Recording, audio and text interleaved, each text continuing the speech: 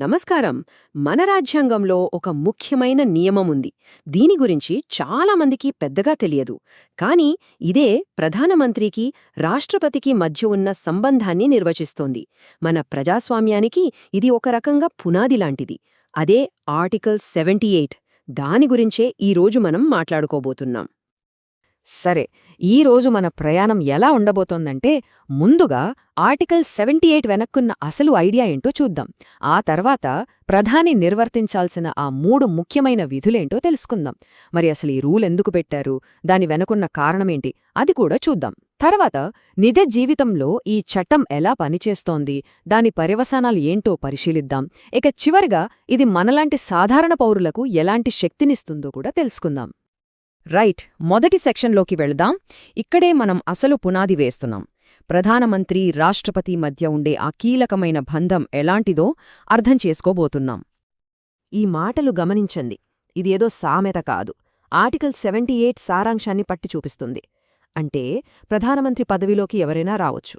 కాని వాళ్లు రాష్ట్రపతికి జవాబుదారీగా ఉండాలి, దేశ ప్రజలకు జవాబుదారీగా ఉండాలి. ఇదే దీని ఆత్మ.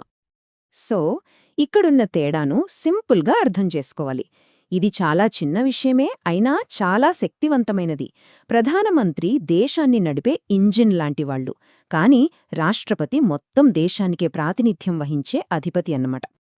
ఈ ఆర్టికల్ ఉద్దేశం ప్రధాని అధికారాన్ని తగ్గించడం కాదు. వాస్తవానికి వాళ్లకు పాలించడానికి పూర్తి స్వేచ్ఛ, అధికారం ఉంటాయి. కాని ఆ అధికారంతో పాటే ఒక పెద్ద బాధ్యత కూడా వస్తుంది. అదే జవాబుదారీతనం. పవర్కి, రెస్పాన్సిబిలిటీకి మధ్య ఉన్న బ్యాలెన్స్ ఇది. సరే, మరి ఈ జవాబుదారీతనమనేది కేవలం మాటల్లో చెప్పే విషయం కాదు కదా. మన రాజ్యాంగం దీనికోసం 3 స్పష్టమైన విధులను నిర్దేశించింది. ప్రధానమంత్రి ఖచ్చితంగా పాటించాల్సిన ఆ 3 పనులేంటో ఇప్పుడు చూద్దాం. చూడండి, ఇవి జవాబుదారీతనం యొక్క 3 మూలస్తంభాలు. 1.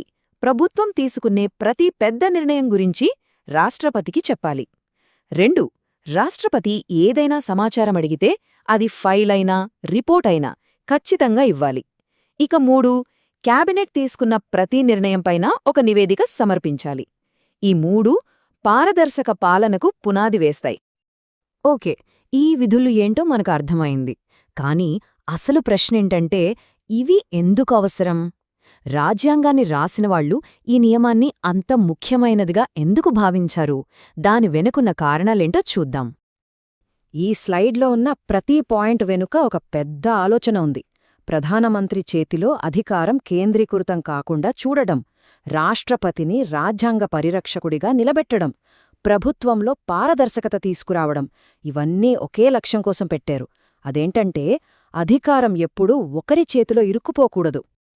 అంటే ఇక్కడ మనం తెలుసుకోవాల్సిన కీలక విషయమేంటంటే, రాష్ట్రపతి కేవలం ఒక రబ్బర్ స్టాంప్ కాదు.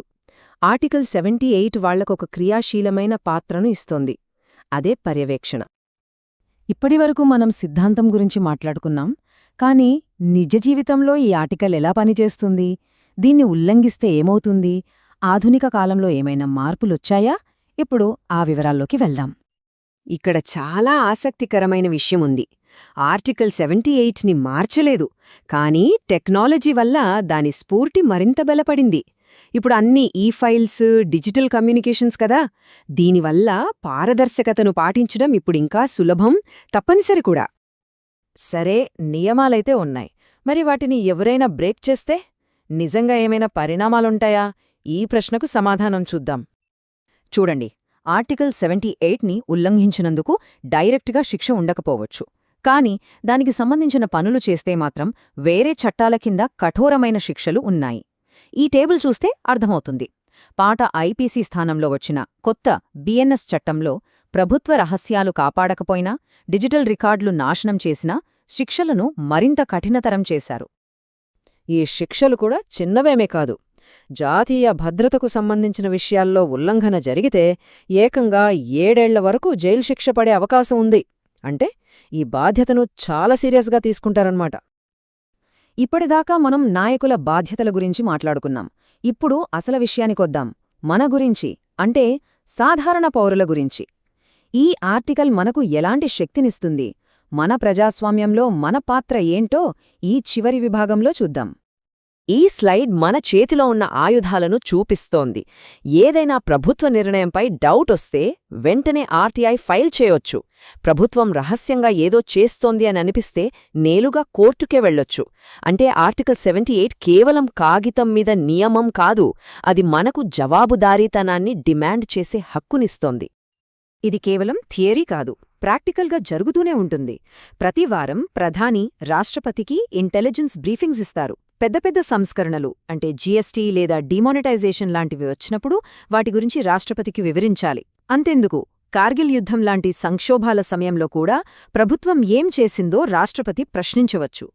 మనం ఎక్కడ మొదలుపెట్టామో అక్కడికే మళ్లీ వచ్చాం. ఈ ఒక్క మాట మొత్తం విషయాన్ని మనకు చెప్తుంది. దేశాన్ని నడిపేవాళ్లకు శక్తి ఎంత ఎక్కువగా ఉంటుందో బాధ్యత అంతకన్నా ఎక్కువగా ఉంటుంది. అధికారమనేది తాత్కాలికం, కానీ దేశం పట్ల అంటే రాష్ట్రపతి ముందుండే బాధ్యత మాత్రం శాశ్వతం. ఎప్పటికీ నిలిచిపోయేది ఆ నిజాయితీ మాత్రమే.